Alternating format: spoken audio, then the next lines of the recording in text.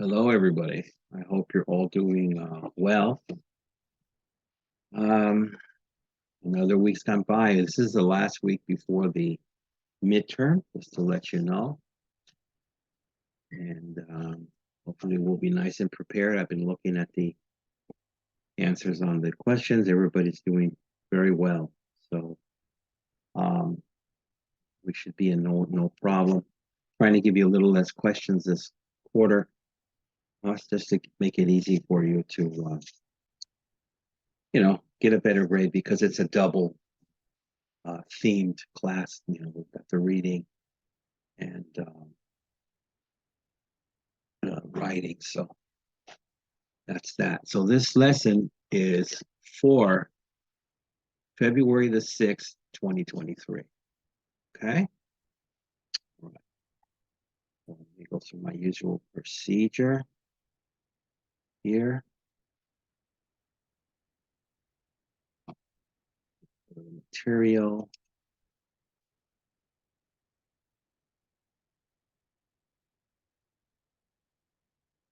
Right.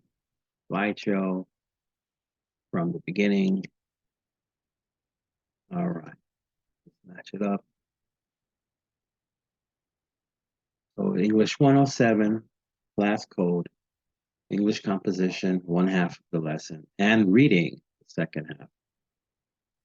Okay, again, scheduled for February the 6th, 2023. Like I said, back when we just started the beginning of January, hopefully the year just doesn't burn, but here we are in February already, right? And just what happens when we get to the final, and how many months, will be over in the year. We're going fast now, folks. And at the bottom, you see what week this is here, right? 4, okay? Week before the midterm. Okay, so we're going to start with the writing portion first. Writing a thesis. Okay. I used to hear that word all the time in college, and I used to get really scared. Oh my God, you got to write a thesis. But it can be done step by step with the right help and education and patience and the whole dealio, as they say. Okay, so here we go. We might as well jump into this. Once you have explored or been given your topic by your teacher, so the first part means you chose it. So you needed help. What I used to do in my time, I just go to the library, look at all the different books and all the different subjects. It would make it really easy for me to get my own, unless I had my own personal ideas, which I've told you that's the key. If you write about yourself and your life, you won't need a book, but people like to learn. Okay. Or if you've been given your topic by the teacher, gotten one that works, we went through the guidelines of what would be a workable one, not just one that's out there in fantasy, and come up with some content. You need to have a lot of content in there to extend it to the certain amount of pages. You need to decide what point you are trying to make. That's the theme of the paper. What is the point you are trying to make? If you wrote a paper about smoking, you can't just write a paper about smoking. You usually would have to say, smoking is not good for you, right? So in the past, before they had, if you look at all magazines and different things, they're really quite shocking. I guess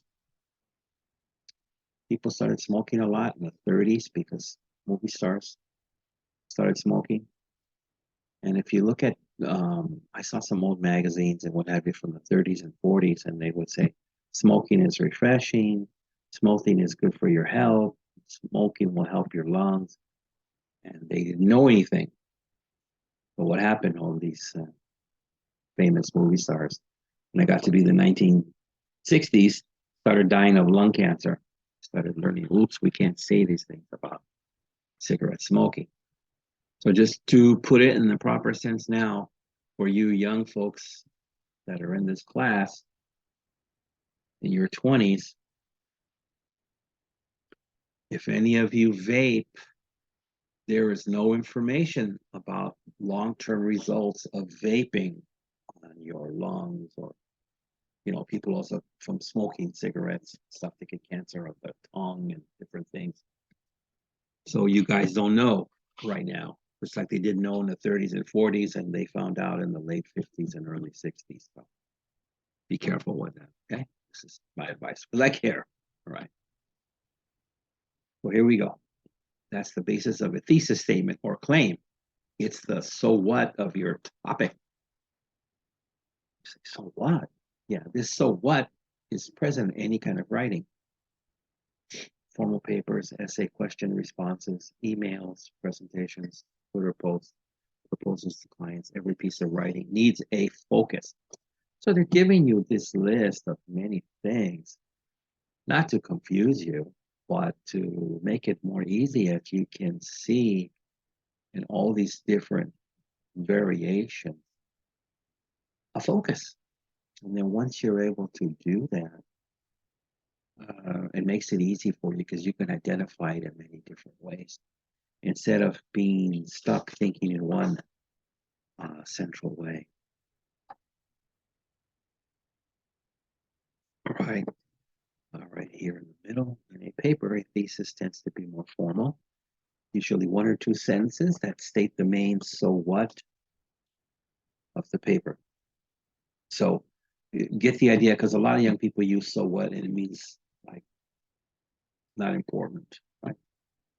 Hey, you didn't finish this, you're going to get in trouble. So what? I don't care, right? That's not what we're using this for here. So think of the so what here as the main focus of your paper. For example, let's say your topic is about Native American children being fostered in non-native homes.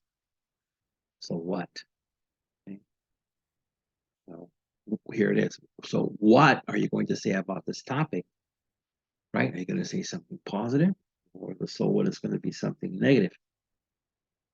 This might lead you to think about audience and purpose again. Yes. And then who would your audience be? Would it be people who are foster parents? Would it be for Native American people? Right? Would it be for both? So are you writing to Native American families to discuss a solution to this issue? See solution. Or to explain why it might be happening. Are you writing to the director of a social service organization that places foster children to persuade her to take a new approach to fostering Native American children? Are you trying to show that inequity means like unequalness in foster programs for Native and non-Native families to a more general audience? Yeah, you might be. This would be on a broader scale, right? The other ones are a little more narrow. Trying to think of it like trying to show the world about this issue. There's obviously problems, and I'm guessing they're trying to say that, as you guys say, back in the day, many years ago, it was pretty tough for Native Americans to qualify to adopt kids, even if they wanted their own kind of kids. But so they're trying to show and shed light on this, right, for the general population. All right. Once you figure out your audience and purpose, then you can start thinking of your thesis. So let's say your audience is a class of graduate students in a social work program at a local university. The purpose is to inform them about the possible problems with fostering Native American children with non-Native families.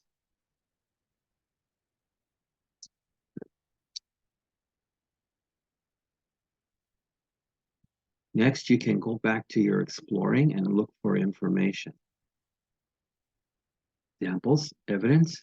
You got to have examples. You have to have evidence. You just can't make a statement and not back it up. And research that you collected. You might need to go back and look for more now that you really know your focus. And that's what's good. Once you really concentrate on your focus, now you kind of have a broader way of thinking about it. You can go back and get more information, which is great. This makes me think of, like, right now, if you had to do something like this, like a paper like this, it's just made me think of something right now. It's in the news now. Uh, a lot of uh, African Americans are upset about this. I don't know if you guys know that. Geez, what can I say? Maybe the last 20 years, um, it got to be a very popular thing among famous Caucasian American ladies adopting African kids from Africa, or even African American kids. I wonder if any of you can think any of who these are. Do you know? Okay, I think Madonna was the first, because now you've seen her now at 64. She's pretty wild and crazy. She's hanging out with her African American son that she adopted 20 plus years ago, and he wears her clothes and what have you. So you can Google that. So there's her. I know that um, Angelina Jolie adopted an African child. A lot of people say that she was trying to copy Madonna, right? They like to copy each other in many different ways. And I know Sandra Bullock, but it might be an African American child instead of one straight from Africa. So, but anyway, so a lot of Black folks now are upset and saying, hey, we think that those children, even though they came from poor families, should have been given to at least African American families, and not someone just because they're famous like Madonna or Angelina Jolie. I think there's another gal out there, I just can't think of it. She hasn't been famous for a while. So it's an issue, right? We're getting upset about that now. So it's very similar to this. Okay. If you can find modern, if this goes back too far with the Native Americans, you can find something more in a modern context. Okay. All right. So let's move on to the working thesis. The next step is to write a working thesis. Working, that's the key point. This is an academic argument. Research paper is the so what, the thing you are trying to change, the thing being addressed as what ought to be one way rather than another. So again, I try to make these examples as easy as possible. Again, I go back to the smoking ones. Even like when I had teaching a speech class, I had many students write a speech about the dangers of smoking. It's an easy paper, right? It's an easy speech. Smoking causes lung cancer, it causes throat cancer, tongue cancer, mouth cancer. Even if you don't get cancer, after so many years, your nails will turn black. You'll get excessive wrinkles on your mouth and chin. So that's their argument, and it's pretty hard to argue against it, right? So they're trying to change people, smokers. So think about your paper in that way. Make it kind of, think about making it almost impossible to argue against. Okay, so here we go. Sample thesis. Placing Native American children with non-Native families happens more often than with other cultures, and can cause problems not only with the children's social and psychological development, but it also impacts tribal communities, their futures. Very interesting, this last part. This is a lot of unknown knowledge. People can kind of guess, okay, the child's a Native American and he's raised by Caucasian family, let's say. It's going to be hard for him to adjust, right? Because they don't look like him. Uh, and then here's another point. For some reason, non-English families happens more than others, so happens more than people adopting Asian kids, right? Or even, their own Caucasian kids, right? So why does it happen so much with Native American kids? That's an interesting point. So it's kind of like a three-pointer here, all right? So you say that's a good start, although it will probably not end up being your final thesis. Wow, you might still run through this and I change it again, which happens.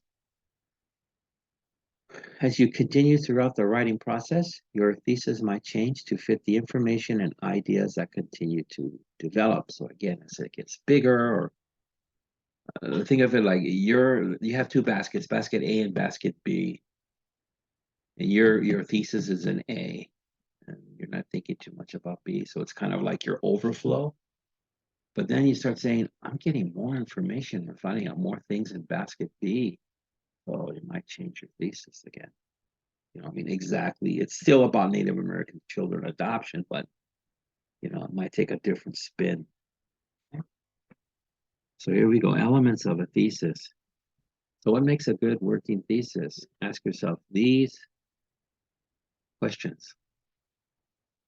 Is it interesting? It's important. You imagine? I want to write a boring paper. Oh God, it's not good. Is it limited, right? If it's limited, you're not going to have enough information to write a long enough, decent paper. Is it specific?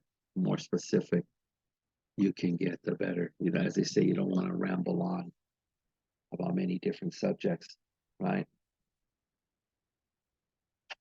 Okay.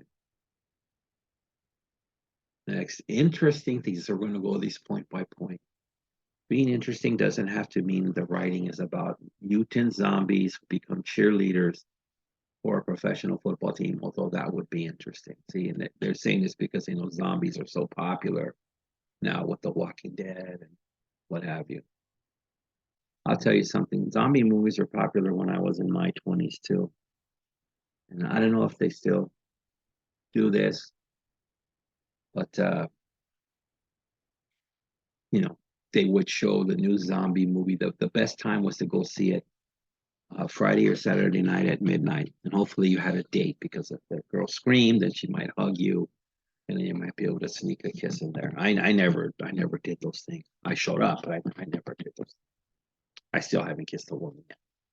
Okay, so, but what I wanted to say is that now that I'm older, and you got all these zombies saying, I've never seen The Walking Dead. I don't have an interest in it. But in my 20s, I wanted to see, oh, can they pull the guts out, or can they pull the eye out of the guy? Now I have no interest in seeing that stuff. It's like, I want to talk to the zombies and just say, zombies, be good, be kind, become vegetarian, stop killing people. But that's what happens when you get older. Sorry, but it sounds exciting, right? Mutant zombies become cheerleaders for a football team. Okay, the question to ask is, to whom is this interesting, right? You have to find your audience. This means making sure your thesis is relevant to your audience. Is it meaningful? Can the audience connect to it? Or can you make them connect to it? Interesting. Can you make them? Do you have the power? For example, maybe your topic is worm composting. Oh God. Worm composting, growing things with fertilizer and worms. That doesn't sound too exciting. You decided your audience would be a local gardening club. Okay, that's good. The gardeners are into composting because the topic is interesting and relevant to that position. Your thesis then would draw more on how to make the topic interesting to that audience. Good points there. See, I didn't even think about that. Maybe you are given an audience and purpose. You have a write a report and present it to your class, and your purpose is to teach them something about the class topic, American literature. Oh dear. You would want to find a topic that interests you and your audience, and then create a thesis that will engage the audience as much as engage them, make them pay attention, and that they want to learn, right? All right, sample thesis. By using Americana music and jazz rhythms, the poets of the Harlem Renaissance changed American poetry and made it more relevant and accessible to many people, especially people of color. So we're here at the bottom now. Sometimes your audience is your nursing instructor or a client at work. Then you need to think about what their expectations are. You also need to think about what you know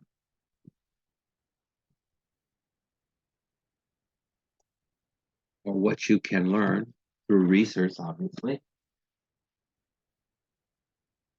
Find the intersection between those two things, and you will have a good thesis. See, so they're saying you get your audience, you have your purpose, you have the information that you have. So this is your intersection right there. You put those things together and you should have a good thesis at the intersection. Right? We're at the bottom here. Limited thesis. Having a limited thesis means making sure your topic fits your writing assignment. Is it too broad? Okay, you also, some guys get too much info and it's like you'll be writing for days. You don't need to do that. It's going to be hard for you to get it down. It will be too, the wording will be too broad. Or is it too narrow? You know, this paper is only about blind seahorses. Uh-oh, that's probably way too narrow. Does the thesis fit the assignment or writing project? A thesis for an email to a potential employer needs to be very focused and limited. Email should be short and to the point. You know, you don't want to ramble on. I mean, someone like a boss will open it, and if that thing goes on forever, he may not even start to read it. Next example, I want to thank you for the opportunity to interview with St. Joseph's Hospital, and I am including the additional information we discussed yesterday. Straight and to the point. Thank you for the opportunity. I'm giving you some additional information that we discussed about yesterday. You know, easy peasy, lemon squeezy. Short, to the point. The email then would discuss the additional information. But the so what is here to start. Keep in mind that in the forming of a thesis, when writing papers, it's very easy to go too big. Told you. This essay will discuss the Black Lives Matter movement. Whoa, that's way too big. Why? They're going to tell you why. What about Black Lives Matters? What kind of essay will this be? Informative, just giving information about them? You know, their beginnings, their origins? Persuasive, you want people to accept them, support them? Or cause and effect, you know, kind of good and bad? Who was the audience? Is it only for Black folks?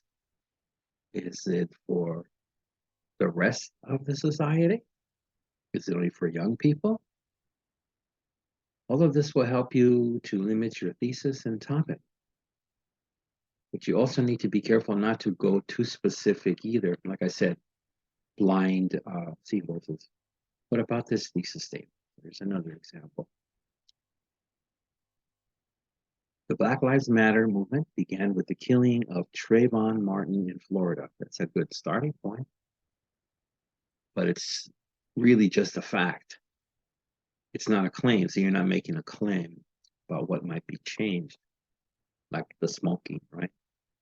Again, you know, it's like saying people began, the similar thing would be people began smoking in large numbers in the US in 1932. Okay, that's a fact. But are you going to fight against smoking? Is that what your paper is about? It is not part of some ongoing debate we are having about how things ought to be. It just states a historical truth. It would be hard to write a whole paper that focuses only on this thesis statement, right? Yeah, I can imagine writing a whole paper on it began with the killing of Trayvon Martin. I mean, after you put the exact date, what city it happened, and who was involved, that's not a whole paper. Okay.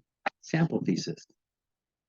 Black Lives Matters was started as a political movement to bring attention to racial bias in the justice system and stems or comes from civil rights movements of the 1950s and 60s. This would be a thesis claiming to make a certain comment about history and historical facts. It is saying, here is how we should read these historical facts. Notice that one can debate that, right? Historians certainly do. For example, you can see right away that the counter arguments here, someone could counter Black Lives Matter has little to no relationship to the main civil rights movements of the 1950s and 60s. In fact, it is more an offshoot of one of the more radical branches of those movements. Now, this counter argument might be by people who were civil rights activists in the 60s and really know the meaning of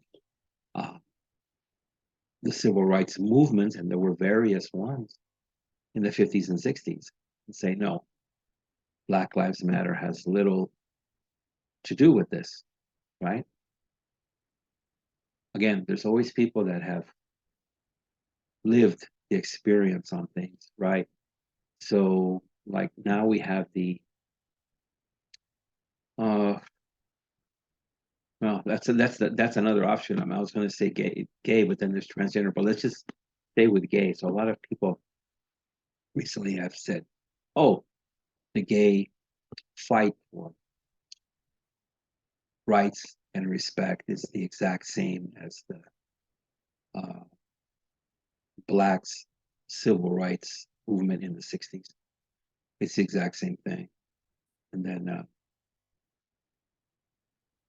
black people and maybe other people who supported them at that time can counter and say, no, it's not, because the situation that African Americans found them in came from slavery, and gays and lesbians were never part of slavery. It's a different thing. So, you know, but that's the thing.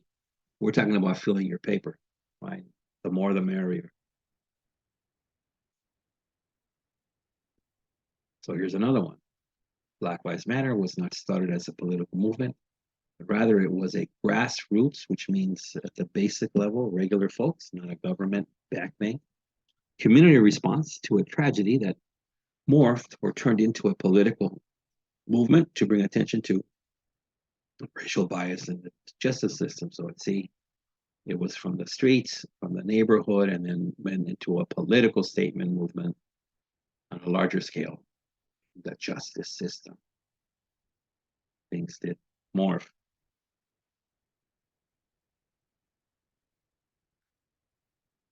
Notice that both of these are plausible counterarguments, and there are also different ways to read a historical fact. So all three would be good thesis statements. The sample thesis above would be a good, supportable, arguable thesis. Now we'll move on to a specific thesis. To be specific means giving a why in your thesis. In a working thesis, writers often give the what, but not the why. Look at this example. College students should take online classes.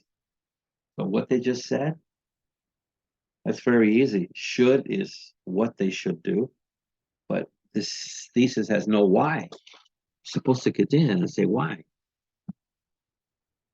Because they can continue their education or they can finish a degree quicker. So that's good that you think college students should take online classes, but Why? Why? Sample thesis. College students should take at least one online class because it will make their schedule more flexible. Okay, here's the why. Teach them important technologies, hone their time management skills, and make them better online writers. So you got the what and the why. Okay, let me get a tissue really quick. You're gonna hear me sneeze. Excuse me. Oh, okay.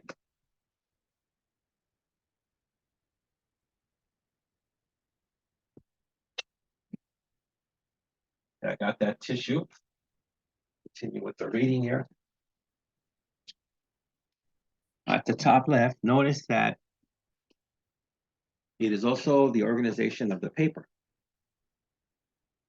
You can see the sections right here. There is the first paragraph with the introduction to the topic of online classes. Then there will probably be a section, a paragraph or two, on the flexibility of the schedule, which is in your benefit. Then a section on technology. Then time management. Then a bang up or a fantastic conclusion. It's all right there in the thesis statement. This is typical of thesis statements of academic argument, research papers. Okay. Sometimes a thesis might be almost the whole piece of writing, like a note to your roommate. Does this meet the criteria of a good thesis? So here, we'll read the note first. Hey, Ty, you need to clean the bathroom, man, because your girlfriend is coming up to visit tomorrow. You don't want her to know what a slob you really are. So here we go. Let's analyze this. Does this meet the criteria of a good thesis? Yes, it is interesting because Ty, the audience, as Ty is a person, right? But he's the audience, let's say, wants his girlfriend to continue to date him. Yes, it's limited. It says what it needs to say and no more. Yes, it is specific. It gives a what and a why, right? You should clean the bathroom. Why? Because if your girlfriend sees that you're dirty, she will stop dating you. Is that true, ladies? Is that true? Okay. Where is the thesis? Generally, the thesis should be in your introduction. It's the safest place to start and put it. Off it toward the end of it. It's a little tougher. You really got to know your stuff. This allows you to introduce the topic, give context to the subject, and then narrow to your specific thesis. Try not to sneeze again. Your what and your why. In longer papers, the thesis or claim might be a short transitional paragraph towards the beginning of the paper. Keep in mind that once your thesis statement is given, everything in the body of the paper should be focused on supporting and developing it. Nothing should go beyond it. That's why you may sometimes need to rewrite your thesis several times as you are drafting and revising. The main idea of the thesis appears in the conclusion in some way. It is the takeaway. Here is what you need to remember from this. So, main idea of the thesis is the takeaway. Here is what you need to remember. Okay, now we'll move on to the second part of our class. Becoming a critical reader. You might see it in the thesis or the syllabus as thinker, but it's reader. Okay, so you can just make a note there, cross out thinker and put reader. All right. Okay, you will find that there are many times particularly in comparative literature classes, when you will need to read something with great care in order to remember details and interpret meaning. Esther Prynne's Red Monogram, Poe's Talking Raven, and Samuel Beckett's Mysterious Friend all require a little more analysis than a superficial interpretation of props and plot. Yet, such detailed analytical reading is not limited to literature. Political dissertations, historical analyses, and even scientific research may require more careful reading than the latest space opera. Such reading is often referred to as critical reading, a type of reading during which you seek to distinguish thoughts, ideas, or concepts, each demanding thorough or complete study and evaluation. Okay, moving on to the bottom. Critical reading requires that you are able to identify the author's arguments,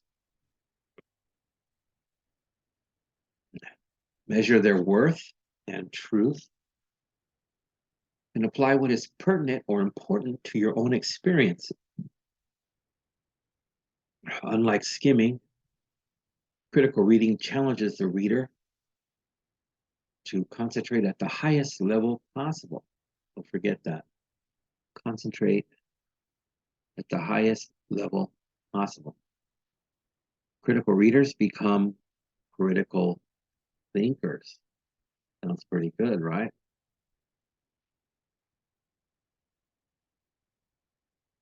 Prepare yourself. Get ready to read critically. When preparing to read critically, you must lay the groundwork for concentration. Just as an athlete must ready himself mentally to achieve peak performance, you will want to ready yourself before you begin to read.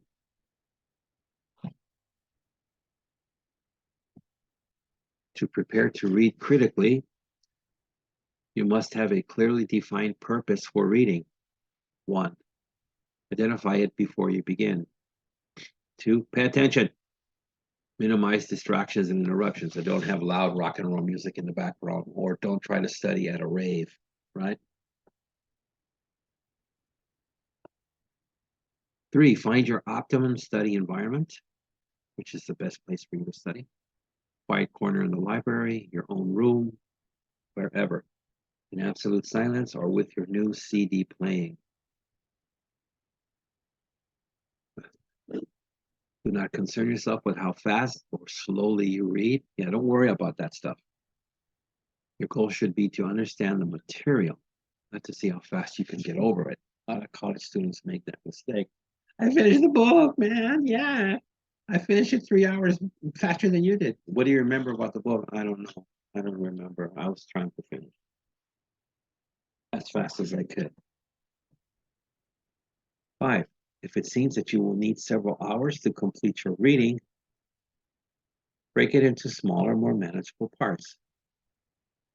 Then reward yourself at the end of each of those sections with a brief break. I didn't even know how to do that before. Like, my thing was just I'm going to read until exhaustion. But people are like, no, let me set it up during the week. I'll read 2 hours every day and I'll get it done. Wow, I wish I could have thought that way. It's hard for me to compartmentalize, as they say. Pre-reading is a must. Once you have prepared your mind to read, the next step is to understand the big picture. What is the author's thesis or main idea? Good comprehension is the consequence of your ability to grasp the main point of what the author is trying to communicate.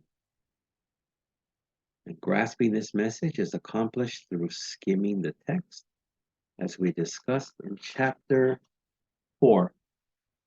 Remember, you learned the difference between skimming and scanning.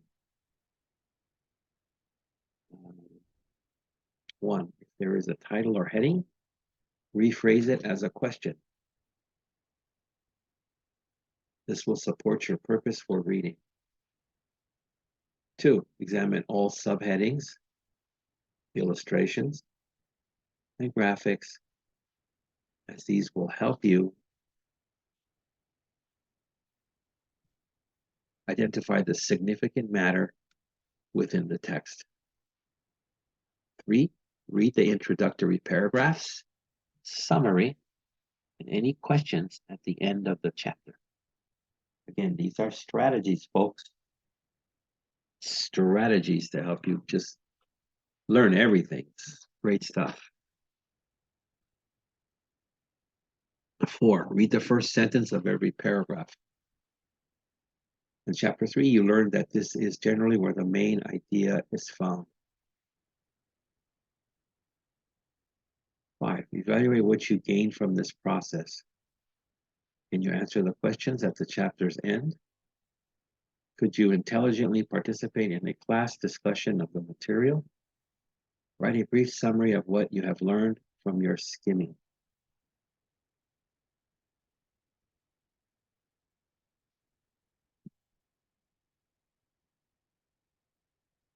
Analyzing what the words connote or mean. Words and writing have 2 levels of meaning that are important to the reader's comprehension. The first level is the literal or descriptive meaning.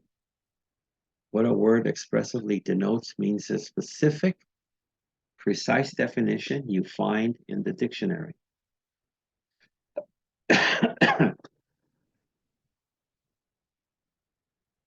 Connotation involves this second level of meaning, which incorporates the total significance of the words.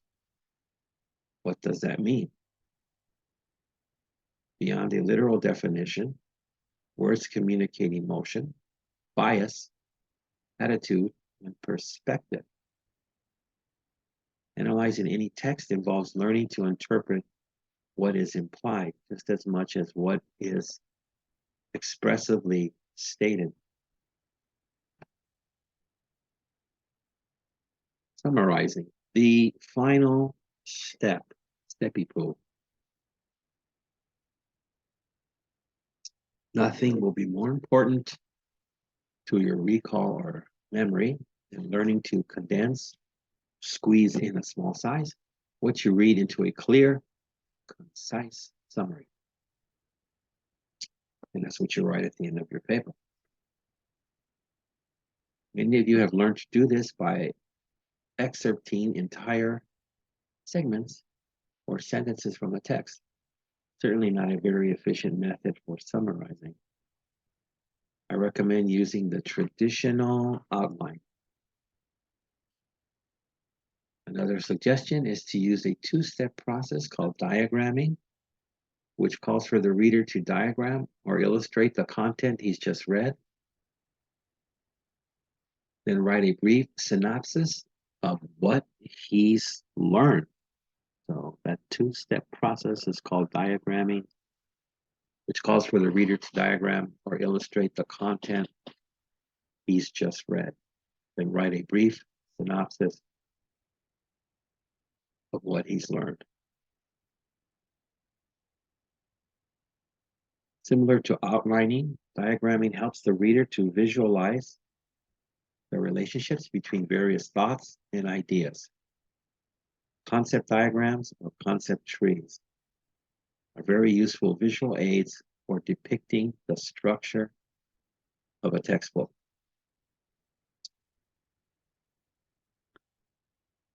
Unless you have a photographic memory, you will find that recalling a picture of the main points will greatly increase what you remember.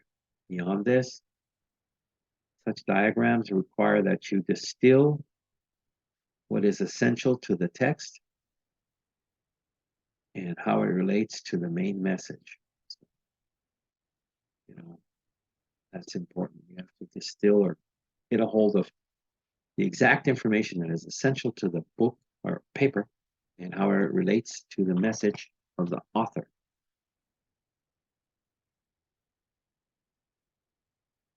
And at the top, suppose you read a chapter in your language arts class about the types of sciences.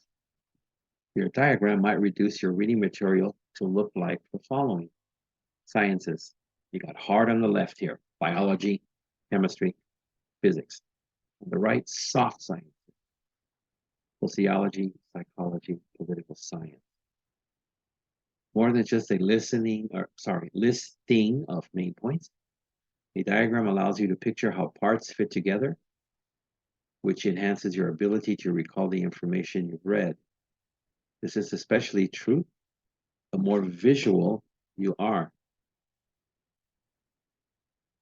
Next, distill it into a synopsis. The second step in the process of summarizing is to write a brief synopsis of what you've learned. When you need to review the material, diagrams will remind you of the significant elements in the text.